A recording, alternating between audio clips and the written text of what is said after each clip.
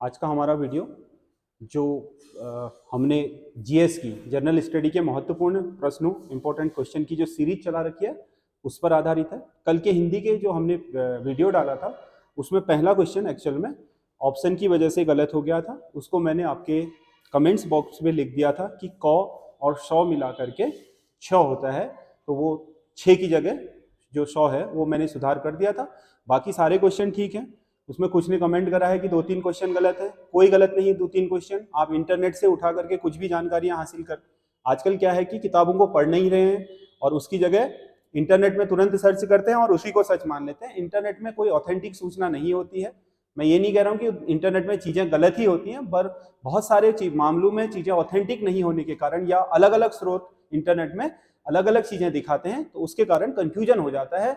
आप बुक्स का जो आपका नॉलेज है उसी को क्या माने, ऑथेंटिक माने। हाँ, बुक्स में भी कभी कभी कोई प्रिंटिंग मिस्टेक या कोई चीज हो जाती है, तो उसके लिए आपका दूसरी बुक का रेफरेंस ले लो, एनसीईआरटी की बुकों का रेफरेंस ले लो। यही नहीं कि आप इंटरनेट से उठा करके किसी भी चीज का सही और गलत आकलन करना शुरू कर दो। ये बिल्कुल सही नहीं है, क्योंकि मैंने जिन प्रश्नों का एक्सप्लेन कर दिया कि ये किस वजह से है, उसके बाद भी आप इंटरनेट से उठा करके उसे गलत ना माने। बच्चों से मेरा, अब जिसको मानना ही है वो तो फिर मानता रहेगा, लेकिन सभी बच्चों से मेरा निवेदन है कि ऑथेंटिक चीजों को ही आप उठाएं, क्योंकि एग्जाम में कभी कभार इत्तेफाक से ऐसे क्वेश्चन आ जाते हैं और गलत भी हो जाते हैं। तो ऐसा बिल्कुल ना करें।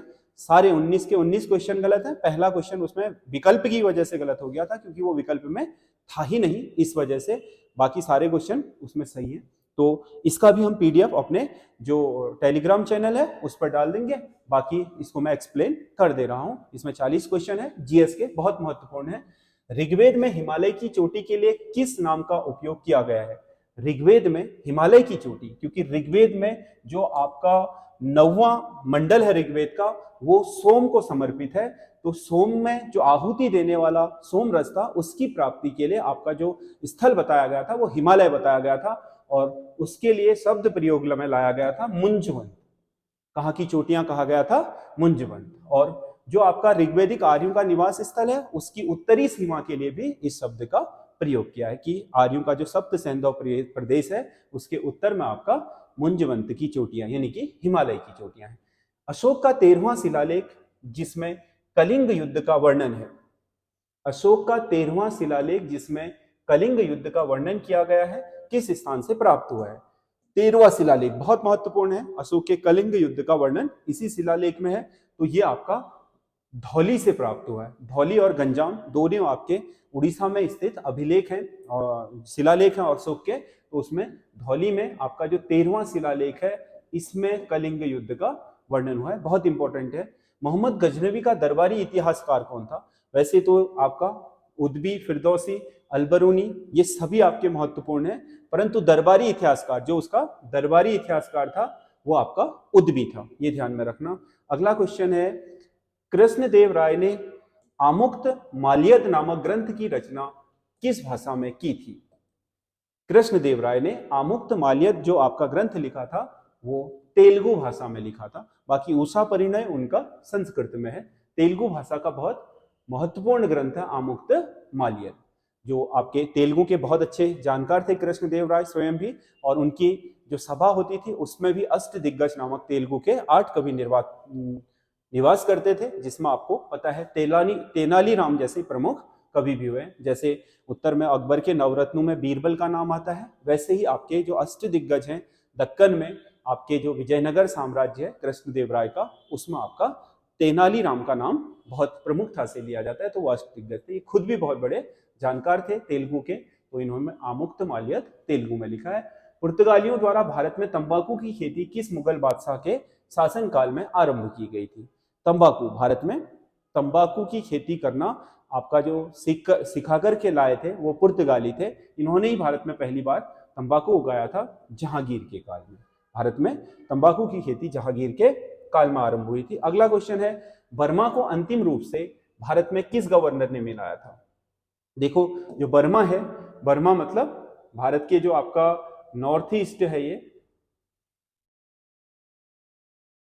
भारत का जो पूर्वोत्तर है, इससे लगता हुआ जो आपके ये बर्मा है, जिसे आजकल म्यांमार कहा जाता है, आपका इसके दो हिस्से में भारत में मिलाया गया था। ये आपके 1826 में जो यांगबू की संधि हुई थी उसमें आपका उत्तरी बर्मा को मिलाया गया था, और अंतिम रूप से आपके 1850 में लॉर्ड डलहौजी द्वारा बर्मा को भारत में मिला दिया। 1850 से 1935 तक बर्मा भारत का ही एक प्रांत होता था। 1935 के भारत सरकार अधिनियम द्वारा इसे मुक्त कर दिया गया। उसे देश की तरह नहीं चलाया बर्मा को अंग्रेजों ने, बल्कि एक प्रांत बना करके भारत में ही उसे सम्मिलित किए रखा। और 1850 से 1935 तक, 1850 में लॉर्ड डलहौजी ने अंतिम रूप से बर्मा को भारत में मिला दिया था, लोअर बर्मा को भी।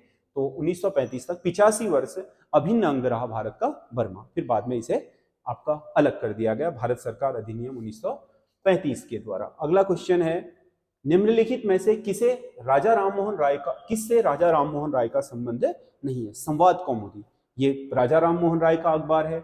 मिरातुल अखबार, ये भी राजा राममोहन राय का अखबार है। प्रिसेप्ट ऑफ जीसस, ये आपका उनका जो एकेश्वरवाद है उस पर लिखी गई पुस्तक है। और जो रफ्त गुफ्तार है, इससे राजा राममोहन राय का संबंध नहीं है, क्योंकि रफ्त गुफ्तार आपका जो दादा भाई नारोजी और नारोजी फिरदौंजी का जो संगठन था आपका, उससे संबंधित है। जो आपके एक पत्रिका होती थी रफ्त गुफ्तार, पारसी धर्म में सुधार के लिए इन्होंने जो संस्था बनाई थी उसकी प्रमुख पत्रिका थी रफ्त गुफ्तार, दादा भाई नारोजी। महात्मा गांधी ने केसर हिंद की उपाधि किस आंदोलन में वापस कर दी थी? जब 1915 में महात्मा गांधी आपके भारत आए थे तो उन्होंने पूरे भारत का भ्रमण करके प्रथम विश्व युद्ध में अंग्रेजों का साथ देने का निवेदन किया था। लोगों से अंग्रेजी सेना में भर्ती होने का निवेदन किया था। इसीलिए उन्हें क्या बोलते हैं, भर्ती कराने वाला सार्जेंट भी कहा गया था। और इनके इस योगदान के लिए अंग्रेजों ने उन्हें केसर हिंद प्रदान किया था। लेकिन असहयोग आंदोलन में जो आपका उपाधियों को त्यागने का सिलसिला शुरू हुआ वो महात्मा गांधी से ही शुरू हुआ, और उन्होंने असहयोग आंदोलन में केसर हिंद की उपाधि अंग्रेजों को वापस लौटा दी। क्योंकि जलियांवाला बाग हत्याकांड के बाद महात्मा गांधी उनके बिल्कुल विरुद्ध हो गए थे। भू स्थिर कक्षा में जो आपका जियोसिंक्रोस्टैटिक जो आपके ऑर्बिट है, भू स्थिर कक्षा, जो आपके पृथ्वी की भूमध्य रेखा के ठीक लंबवत आपके 36,000 किलोमीटर की ऊंचाई पर स्थित कक्षा है। तो उसका आवर्तकाल कितना होता है कह रहे हैं। ये जो आपका सैटेलाइट ऑर्बिट है इसका आवर्तकाल ठीक 24 घंटे होता है। यहां पर अगर कोई सैटेलाइट आपका स्थापित कर दिया जाए तो वो अपने घूमते हुए पृथ्वी के घूर्णन के साथ एक सामंजस्य स्थापित कर लेता है। इसलिए 24 के 24 घंटे सिग्नल प्राप्त हो सकते हैं। इसीलिए संचार उपग्रह आपके इसी कक्षा में स्थापित किए जाते हैं।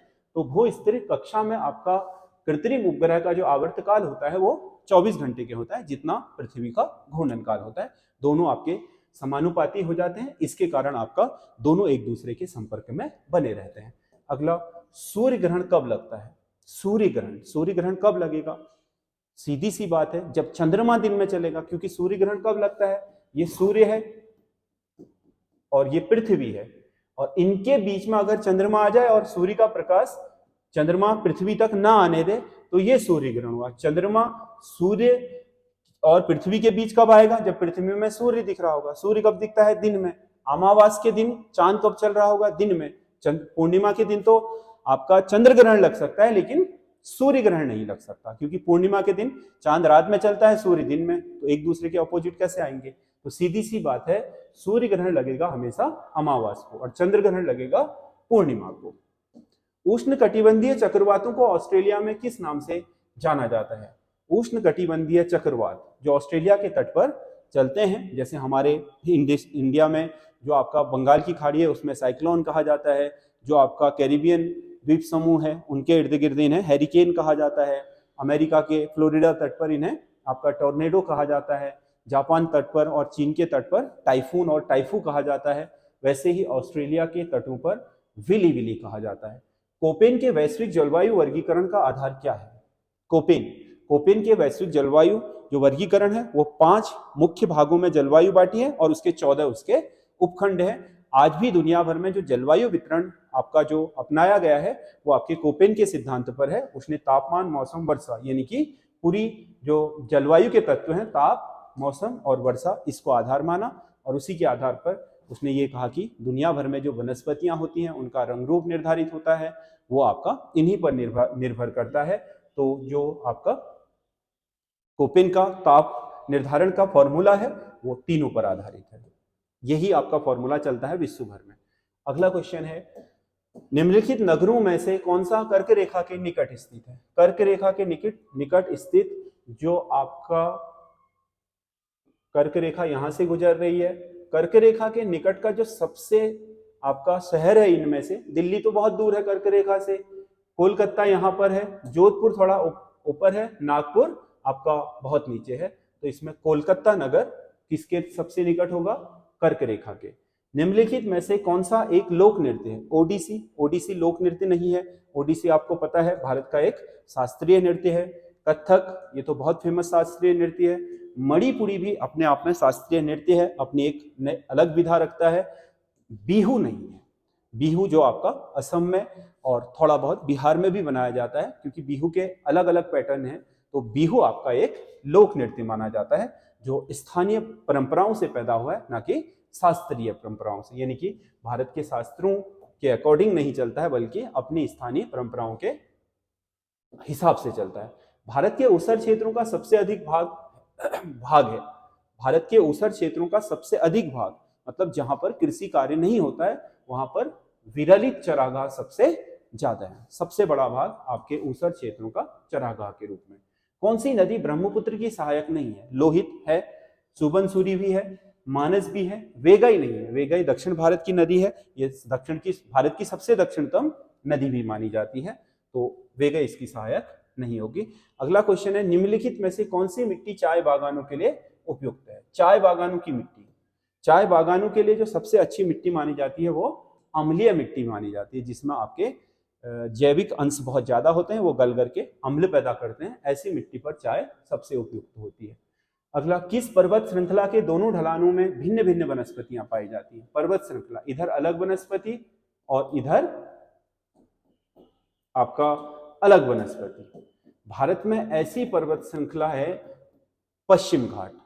पश्चिम घाट, इसका जो इधर वाला ढलान है, अरब सागर की ओर वाला ढलान है, इस पर आपका वर्षा वन पाए जाते हैं। जबकि इधर जो आपका भारत के दक्कन के पठार तरफ का ढलान है, इस पे आपका पतझड़ वन पाए जाते हैं। ये ध्यान में रखना, ये ऐसी पर्वत श्रृंखला है जिसके दोनों ढलानों पर अलग अलग तरह की वनस्पतियां होती हैं, जिसका मुख्य कारण यहाँ की अलग अलग जलवायु है। अगला, भारत का आर्थिक सर्वेक्षण प्रतिवर्ष आधिकारिक रूप से कौन जारी करता है? आर्थिक सर्वेक्षण कौन जारी करता है? कॉमन सेंस से लगाओ। हर साल भारत का जो आर्थिक सर्वेक्षण होता है वो बजट से एक दिन पहले वित्त मंत्री द्वारा दिया जाता है। तो भारत का वित्त मंत्रालय, भारत सरकार का जिस दिन बजट पेश होता है उसी दिन आपका भारत वित्त मंत्रालय द्वारा उससे पहले भारत का एक अनुमानित आर्थिक सर्वेक्षण पेश किया जाता है। रुपया, डॉलर, सीलिंग, पाउंड को एक सर्वनिष्ठ नाम दिया जा सकता है। क्या नाम दिया जा सकता है? सिक्के। सिक्के नहीं है ये। नोट भी नहीं है, क्योंकि अलग अलग चीजें हैं सबकी। इसे कहा जा सकता है मुद्रा। रुपया भारत की मुद्रा है, डॉलर आपका जैसे अमेरिका की मुद्रा है। तो इस तरीके से आपका इन सभी को मुद्रा कहा जा सकता है, सिक्के या नोट नहीं। तो सर्वनाम, इनको सर्वनिष्ठ नाम मुद्रा के रूप में दिया जा सकता है। अगला क्वेश्चन है, ब्याज दर नीति निम्नलिखित में से किसके अंतर्गत आती है? ब्याज दर नीति किसके अंतर्गत आती है? ब्याज दर आपका जो बैंक रेट होता है या इंटरेस्ट रेट होता है, वो आपका मौद्रिक नीति के अंतर्गत आता है। और मौद्रिक नीति जारी करता है कौन? Reserve bank. रिजर्व बैंक हर 3 महीने में समीक्षा करके मौद्रिक नीति जारी करता है, जिसमें बैंक की ब्याज दर, आरआर जिसे रेपो रेट बोलते हैं, रिवर्स रेपो रेट, सीआरआर सभी तय होते हैं। तो हर 3 महीने में जो समीक्षा होती है उसे आपका आरबीआई की मौद्रिक नीति कहा जाता है। देश में मुद्रास्फीति के आधार पर वो इनमें कटौती या बढ़ोतरी करता है। भारत सरकार द्वारा कुल घाटे में किस घाटे का सबसे अधिक योगदान है? भारत सरकार का जो सबसे बड़ा घाटा होता है वो राजकोषीय घाटा होता है, क्योंकि प्राथमिक घाटे का मतलब यह है कि सरकार ने 100 रुपए कमाई और 110 रुपए उसके खर्च हो गए तो 10 रुपया घाटा है। राजस्व घाटा भी यही है और आय व्यय का घाटा भी यही है। लेकिन राजकोषीय घाटे का मतलब यह है कि सरकार ने 100 रुपए कमाए, 110 रुपये खर्च करें और 10 रुपया ब्याज लिया, और अगले साल क्या हुआ, 10 रुपये और कम पड़ गए अगले साल में, तो पिछले 10 रुपये पिछले साल के थे, 10 रुपये इस साल के हो गए 20, और पिछले साल के 10 रुपये पर ब्याज भी जुड़ जाएगा, तो वो अगर 10% भी है तो 21 रुपया हो गया। तो इसका मतलब उसे अपने जो खर्चे हैं उसे चलाने के लिए बार बार लोन लेना पड़ता है, और उस लोन को चुकाने के साथ उस पर ब्याज देना पड़ता है, नहीं चुकाया तो अगले साल ब्याज पर भी ब्याज देना पड़ता है। एक तरीके से राजकोषीय घाटा किसी भी अर्थव्यवस्था के लिए आपका ऋण का कुचक्र होता है, तो ये आपका राजकोषीय घाटा सही है। अगला क्वेश्चन है,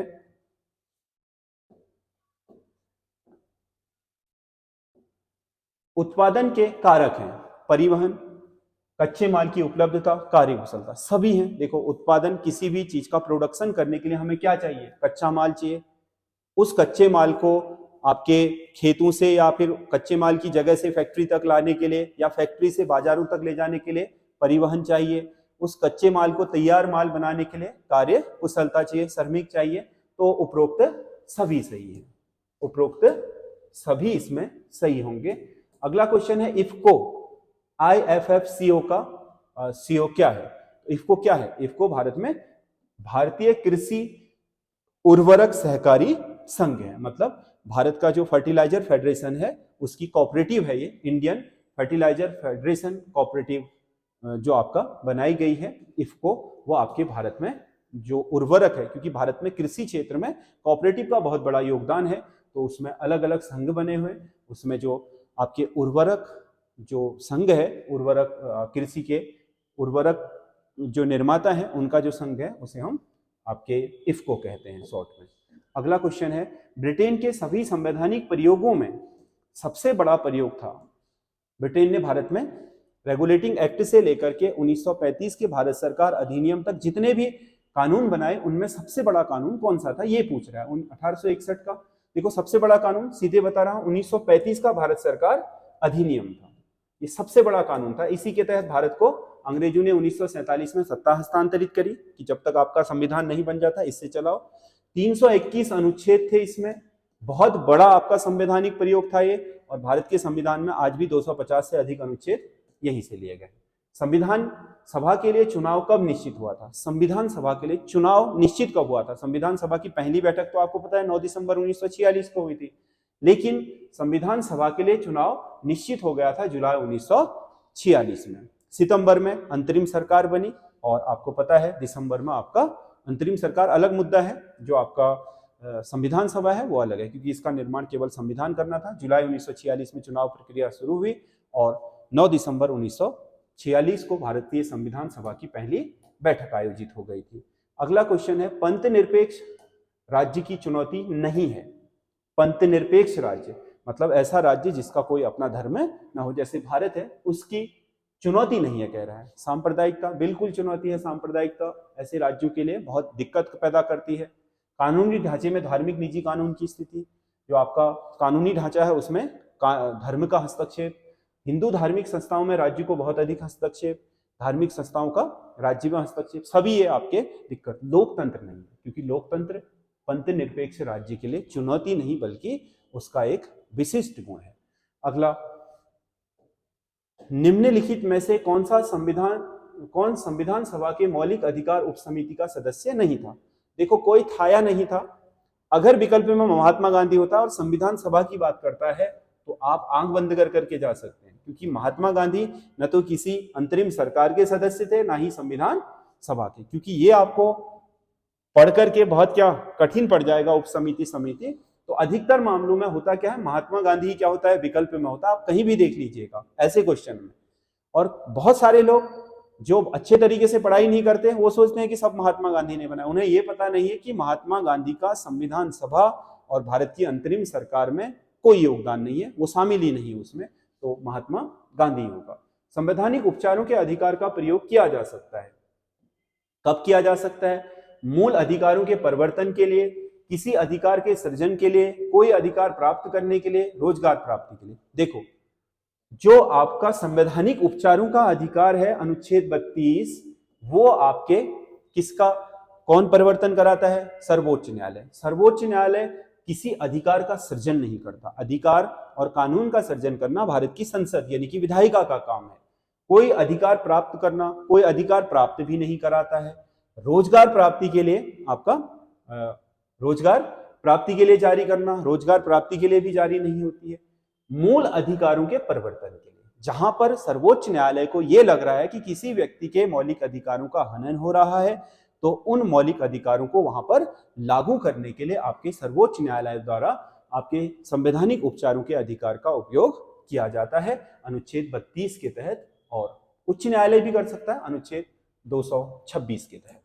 अगला क्वेश्चन है, आपातकाल के दौरान संसद निम्नलिखित में से किस सूची में उल्लेखित किसी भी विषय पर कानून बना सकती है? देखो, भारत में शक्तियों का विभाजन है, जो भी विषय हैं वो संघ और राज्यों के बीच बांटे गए हैं। संघ सूची में केवल संघ कानून बनाएगा, जैसे सेना है केवल केंद्र कानून बना सकता है, राज्यों को उस पर कोई अधिकार नहीं है। राज्य सूची के जो विषय हैं उसमें केवल राज्यों की विधानसभाएं अपने अपने क्षेत्रों के लिए कानून बनाएंगी। जैसे पुलिस है, उसमें केंद्र कानून नहीं बना सकता है, राज्य का विषय है। संवर्ती सूची में ये भी बना सकता है, ये भी बना सकता है, लेकिन दोनों के बीच बनाए गए कानून में विवाद हो तो संघ का कानून ज्यादा सर्वोच्च माना जाएगा। लेकिन जब राष्ट्रीय आपातकाल लगा हो तो राज्य का विधानमंडल हो जाता है भंग, और उसकी जगह आपका आपातकाल, जैसे आपका राष्ट्रपति शासन है, तो उस समय आपका राष्ट्रपति शासन का मतलब क्या हो गया, यानी कि उस राज्य की कार्यपालिका का प्रमुख कौन हो गया? राष्ट्रपति। और उस राज्य की जो विधायिका है उसके स्थान पर संसद कानून बनाना शुरू कर देगी, यानी कि जो आपका संसद है वो राज्य सूची पर कानून कब बना सकती है? जब आपका आपातकाल लगा हो। दो पर तो बना ही सकती है, इस पर भी। तो इसका मतलब आपातकाल के दौरान संसद सभी में बना सकती है। भारत के सभी राज्यों का लोकसभा में अधिकतम प्रतिनिधित्व है। सभी राज्यों का। भारत में लोकसभा की कुल सीटें हैं 552, जिसमें से 2 एंग्लो इंडियन की थी 550। अभी तो संविधान संशोधन हो गया एंग्लो इंडियन के लिए, 550 सीटें हैं। तो इसमें देखो किस शब्द का प्रयोग किया है? राज्य, संघ शासित प्रदेश नहीं। इसमें से 530 हैं राज्य की और 20 सीटें हैं आपके केंद्र शासित प्रदेशों की। राज्य की तो सारी फुल है, इसमें से केवल 13 सीटें पर ही क्या हो रहा है? चुनाव हो रहा है, बाकी 7 सीटें ब्लैंक हैं। इसीलिए टोटल सीटें जो अभी निर्वाचित होती हैं वो 530 प्लस 13 यानी कि 543 सीटों पर ही भारत में लोकसभा का चुनाव होता है। शेष 7 सीटें जो खाली पड़ी हुई हैं वो संघ शासित प्रदेशों के लिए है। वैसे राज्यों के लिए जो सीटें हैं वो 530 तय हैं, तो 530 सही है। और टोटल सीटें आपका 550 होती हैं, जिसमें से 7 ब्लैंक हैं, तो 13 पर ही हो रहा है, नहीं तो 20 आपके केंद्र शासित प्रदेशों की सीटें। अगला क्वेश्चन है, सर्वोच्च न्यायालय के किसी न्यायाधीश को पदमुक्त करने में सबसे प्रमुख भूमिका रहती है। किसकी रहेगी पदच्युत करने में? सर्वोच्च न्यायालय के न्यायाधीश को। आपको पता होना चाहिए सर्वोच्च न्यायालय के न्यायाधीश को केवल महाभियोग जैसी प्रक्रिया से ही हटाया जा सकता है, और महाभियोग जैसी प्रक्रिया संसद में ही चलती है, किसी भी सदन में स्टार्ट की जा सकती है, राज्यसभा लोकसभा में। तो किसकी भूमिका रहेगी? सीधी सी बात है, जो आपका संसद है वही आपके हटा सकती है महाभियोग प्रक्रिया पास करके। दांत के डॉक्टर का दर्पण होता है, कैसा होता है दांत के डॉक्टर का दर्पण? अवतर दर्पण अंदर की तरफ धंसा रहता है। इससे होता क्या है कि वो किसी आपकी चीज को देखोगे तो उसका प्रतिबिंब उस वस्तु के वास्तविक आकार से बड़ा बनेगा। तो दांत के डॉक्टर जब दांत में वो लगाते हैं तो दांत का आकार बड़ा दिखाई देता है और छोटी से छोटी खामी भी पकड़ में आ जाती है। उत्तल दर्पण क्या करता है? बाहर की तरफ उभरा होता है, इसलिए जो ऑब्जेक्ट है वो वास्तविक रूप से छोटा दिखाई देता है। जैसे गाड़ी के पीछे का शीशा है वो आपका उत्तल लेंस होता है, उत्तल दर्पण होता है। धातु का तार विद्युत धारा प्रवाह किसके कारण करता है? धातु का जो तार है किसके कारण करता है? वो आपके इलेक्ट्रॉन एक्टिव होने के कारण जो विद्युत धारा है वो उसमें प्रवाहित होनी शुरू हो जाती है। शुष्क अग्निशामकों में भरा होता है। जो सूखे अग्निशामक होते हैं उनमें क्या भरा रहता है? रेत और बेकिंग सोडा, खाने का सोडा और रेत, जो आपके आग में इस तरीके से प्रभाव डालती है कि आग के जो ज्वलनशील पदार्थ है उसके और उसको जो ऑक्सीजन मिल रही है बाहर से उसके बीच के संपर्क को तोड़ देता है, उससे आग बुझ जाती है। तो अग्निशामक यंत्रों में जो शुष्क अग्निशामक यंत्र हैं उनमें रेत और बेकिंग सोडा का प्रयोग किया जाता है। किस विटामिन को हार्मोन कहा जाता है? विटामिन डी एकमात्र ऐसा विटामिन है जो हार्मोन की तरह हमारा शरीर खुद निर्मित करता है सूर्य के प्रकाश की उपस्थिति में, इसीलिए इस विटामिन को हार्मोन भी कहा जाता है। बाकी विटामिन तो मनुष्य भोजन के रूप में बाहरी पदार्थों से लेता है, लेकिन विटामिन डी वो हार्मोन की तरह खुद ही निर्मित कर लेता है। अगला क्वेश्चन है, आयरन शब्द किस खेल से जुड़ा है? आयरन जो आपका स्टिक होती है गोल्फ खेलने की जो स्टिक होती है उसे आयरन कहा जाता है। दक्षेस का 8वां सदस्य कौन बना? दक्षेस दक्षिण एशियाई देशों का क्षेत्रीय सहयोग संगठन है जिसे सार्क भी बोलते हैं, साउथ एशियन रीजनल कॉरपोरेशन। उसमें भारत है, पाकिस्तान है, श्रीलंका है, मालदीव है 4, बांग्लादेश है 5, आपका भूटान है 6 और नेपाल है 7 देश तो इसके संस्थापक सदस्य थे।